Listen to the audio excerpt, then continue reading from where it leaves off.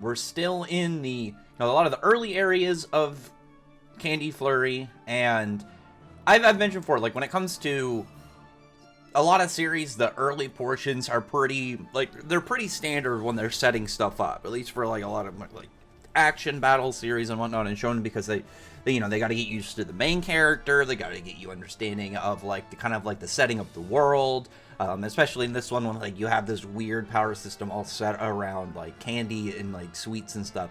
It's odd, but once they can kind of get the tone finished out, it's one of those things where if you're able to get immersed in the setting, then you're not going to notice it as much. Like I mentioned before, like, I'm a big fan of Yu-Gi-Oh! And it's like, they settle most of their things with card battles, and a lot of the time they get absurdly over the top, with whether it's like with magic or aliens or like crazy future technology, like lots of absurd stuff.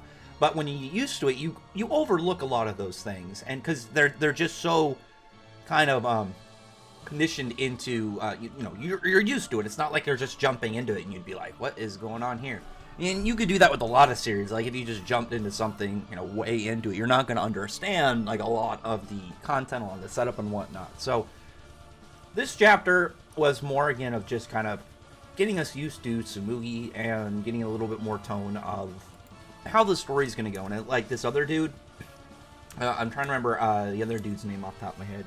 But, like, he's trying to fight Tsumugi, and she, like, immediately bodies him. Like, he's getting ready to fight her, like we saw it at the very end of the last chapter. And the only other thing we saw in this one is that there's, like, another sweet user around. Like, he's this dude with macarons. I don't think I've ever had macarons before. I might have had them at least once or twice. I'm not too sure, but I can't remember off the top of my head, a time when I had it. But I've seen them a lot. I think they're just like weird like cream things. I don't really know, but the way that the dude, actually I assume it's a dude that's doing Candy Flurry. I think someone said it was a guy at one point. Either way, I mean, if I'm wrong, correct me. But the way that he was, like, using it in the chapter is one of the things that you can take most concepts, even like silly ones like candy and whatnot, and make it pretty dark. Like, you see him, like, open up, like, the macarons, kind of like a sandwich or like an Oreo, and it just, like, will collapse onto somebody's head,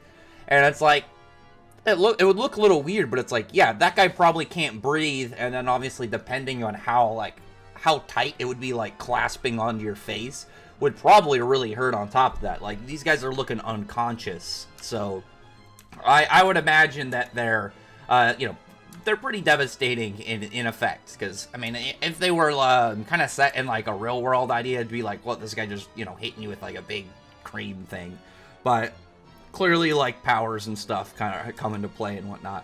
But, like, Tsumugi, like, bodied this dude. Like, she's just, like, sitting on top of him being like, yeah, whatever, you're not gonna be able to take me at any point. He doesn't seem that strong. I mentioned in the review for first chapter, like, she has to be pretty powerful, like, just for carrying that giant lollipop, because it has to weigh, I would assume, like, a couple 100 pounds. Like, it's much bigger than she is. I don't know what the weight value of, of, like, what a lollipop would be, but, like, just looking at it, it's probably, like, I don't know, like 7 feet across or something, and probably, like, a good foot or so thick, so it's just gotta be heavy. And the stick as well, I don't really know, would the stick be made of wood? I don't think so. I would, whatever the material that they kind of, like, form in, probably it is, or whatever that kind of paper thing that you get, like, a lot of suckers and stuff, kind of like the weird paper sticks.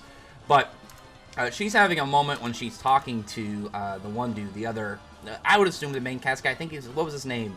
Midori? Was that his name? I'm actually going to pull up the chapter real quick, because this bothered me.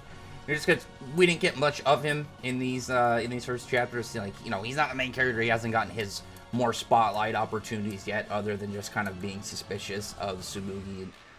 Yeah, Midori, and Misaki Midori is his name. But he, at one point, like, after Tsumugi, like, completely gets away from his, his pursuit. I thought that was really funny when he's talking to her and she's trying to just be like, hey, that wasn't me, I'm not the one who destroyed Tokyo and all that. And she's like, even if I went all out, I wouldn't be able to do that. And I thought that was actually a really interesting comment, because that's one of those ones where you have to keep in mind, like, though, just the general wording of it, which she's saying, like, even if I win all out, what that means that she has probably flexed her powers enough to know what her limitations are, and I don't think that what we're seeing now from her is, like, her full power. So, again, that's another thing, like, just setting up early, trying to understand, like, where the main character sits, where these characters kind of, like, stand out, because, like, if this lollipop that she has is, like, her standard one, I wonder if she can make it, like, way bigger. Like, you know, maybe make it, like, 10 times the size or something. And then, like, following that, like, just because whenever you get, like, a series that's, you know, battle shonen-esque, you're gonna have the question of, like, how our character is gonna progress as things go. Like, you know, you can look at, like, you know, throw a rock at a main character and then look at their kind of, like, power line and see, like, how their abilities and stuff has progressed throughout their series. And it's like, what is this chick gonna get? I don't really know. But while she's talking to Midori, and she's like, alright, I guess I got no choice of what to do because he's not really believing her. She just gets up and runs. She's just like, nope, not having it. And she gets away from pretty quickly because he gets distracted. There's, like, the information of the whole macaron guy doing his thing. I don't imagine that even if he chased her, he would catch her, because clearly she's pretty quick. We saw in the first chapter, she went into a building and then went up multiple stories in the span of maybe a couple seconds. And, like, she's clearly got superhuman abilities. If she was, you know, carrying around that giant lollipop, she jumped off a building at one point. Again, that building she scaled up into multiple stories, smashed against that, like, donut monster guy, and then, you know, clearly didn't fall to the ground and die. Like, she just was fine. So, I mean, also at that point, there's a part in this chapter we even see she's up, like, what looks like maybe like a second story on a building and just jumps down, and she's fine. So, you know, nice little nods right there, kind of just like confirmation on, like, you know, just showing her general, again, superhuman abilities, so just with her powers. But while she's doing her thing, she's, like, trying to figure out what she needs to do, if they're going to pursue her, if she's going to have to run, and, you know, just pretty much just be on the run, trying to make sure these guys don't catch her. And then, like, in her head, she's like, okay, then if they follow me, you know, X, then I'll go to a different spot and, you know, just keep running. And then it's like, then what am I going to do? Just, you know, be on the run forever? I would wonder, though, if, like, she just went to another country, how she would do, because as far as we know, at least right now, there's only the 100 people, I would assume, in Japan that would have these powers. It's an easy way to expand if they ever wanted to, just to do it with other countries and stuff. Maybe she could travel and see other things. I think that would actually be kind of fun if, like, she went to other countries and maybe you could have, like, people with, like, candy powers and sweet powers from, like, different culinary cultures. I think that actually would be a really neat thing. And there's other things I wish that Demon Slayer did, because they mentioned other countries in the series while it was still, like, you know, it was still being serialized, and I was like, well, maybe they'll go to other countries and there'll be, like, demons from different mythologies and stuff that they'll run into, and run into, like, different kinds of, you know, of cultures, like, versions of Demon Slayers. But unfortunately, didn't get that, so maybe, like, if Candy Flurry survives, I mean, I'm hoping, so I like it so far. It's only 2 chapters, so it's not like I can say, like, for sure that it's, you know, it's stabilized, or it's like, man, I love this series so far. I like it. I think it's good. There's not a lot of times I get super hyped for a series. Like, the last 2 that I was, like, really amped for, Chainsaw Man and Building King. One survived and did really well, and unfortunately the other one didn't make it. But while Tsumugi's, like, thinking over what's going on, she sees Midori being attacked by the macaron guy, and she's like, oh, sweet, so now this is lucky. He's not going to be able to chase me. I'm going to be able to get away. And then after that point, she sees, like, a little kid, and he's, like, just not looking too well. There's devastation all around. You have all of these macarons just, like, smashed all against, like, areas. You have debris of what looks like parts of buildings, like, fallen and, like, on top of people. And she's like, I should just run away. But she looks like she's just not really sure if she wants to do that at that point. Well, one of those, like, ones where even though initially her first thought is, you know, to look out for herself, that she still needs to, like, she wouldn't probably be able to, you know, to forgive herself if she just would leave these people to suffer just so she could get away. But she ends up seeing a helmet, like, at that point, and she probably looks like she's scheming. But the bad guy, like, it was really interesting because he tried to be nice at first. The macaron guy makes me wonder, like, is he just gonna be, you know, chapter 2 fodder bad guy, or could he return at some point? Because we at least saw, like, somewhat of a good nature from him in this chapter. He's like, this freaking crying kid. He's like annoying, but he's like, hey, here, you know, do you want one? He's like, tries to offer him one of his macarons, and the kid says that he hates sweets. And he's like, oh, okay then, I guess. And then like the macaron like opens up. It looks like, you know, it's done in a way that looks like some like monster's mouth. The way that it kind of just like sprawls open, and you have like the cream kind of like looking almost like a kind of like a saliva thing, and then at the back it just looks like just some like dark chasm inside. I kind of like if you were looking down some creature's gaping maw. And at that point, that's when Tsumugi comes in and chops it in half. She's got her, you know, big ass lollipop in hand. She's got the helmet she's got that she picked up to hide her identity. I'm wondering also, like, with this, is she going to have, is she going to end up having to, like, get herself an outfit to hide her identity, you know, later on? Or, like, how's it going to go? Because at least I would assume for, like, the beginning portions of the story, she's going to have to hide who she actually is. Because of the fact that, you know, that she's not going to be able just to convince everybody, like, instantaneously that she's not the one who destroyed Tokyo. And Midori even mentions and brings it back up in this chapter that they've never heard of two people having the same sweet power. So she'd also have to prove, yeah, it's not me. It's just somebody who has a similar power. So, I mean, like, that by itself would be, like, another obstacle that she would have to overcome. But she just comes up and bodies this dude. She just smashes him with her lollipop, just drives him right into the ground. And he's damaged, but he gets up.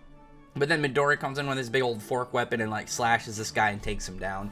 I'd be very curious if, like, he wasn't already, like, battle damaged. If he was ready, could he have even taken this guy? Because so far, like, it's been demonstrated, he doesn't seem that strong. Whereas, like, Midori, or, Tsumugi is clearly powerful. Like, she's even, like, she's even shown in this chapter, can wield her giant lollipop with one arm. And again, I mentioned, like, that thing has to weigh at least a couple 100 pounds.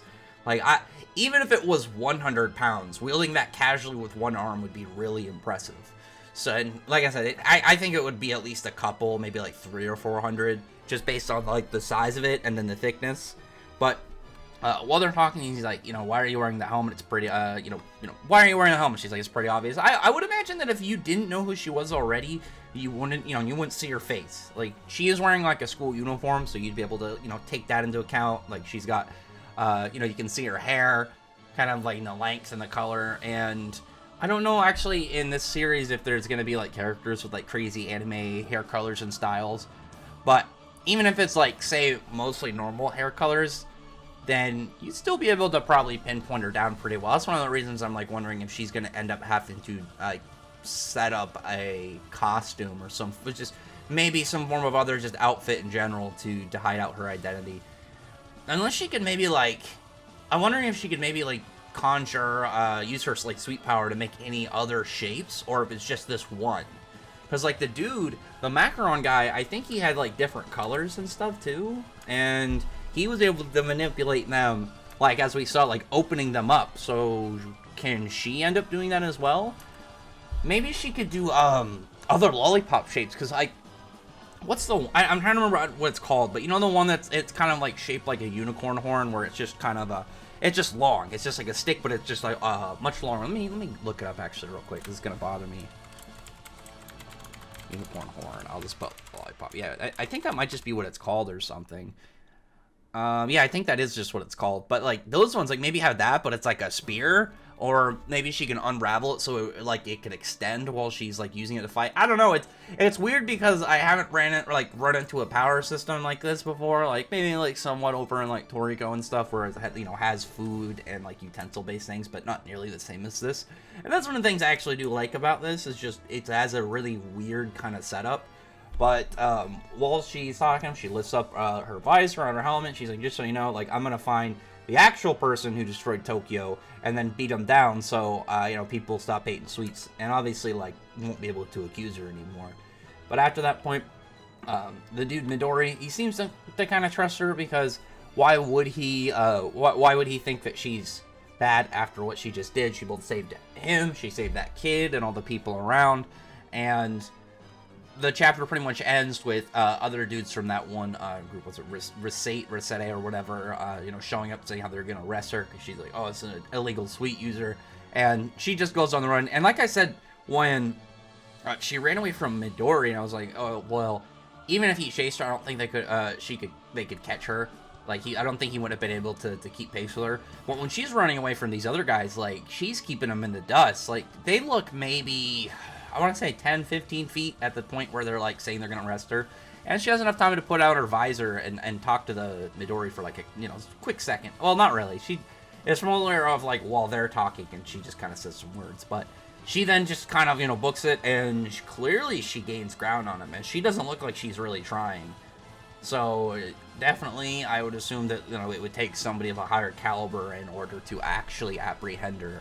But anyway, pretty good second chapter. I like Tsumugi so far. I think that she is like a really strong variable for, like, if this series can survive, if it can beat the axe point. Because I think that with a solid main character like this, then they can hold out.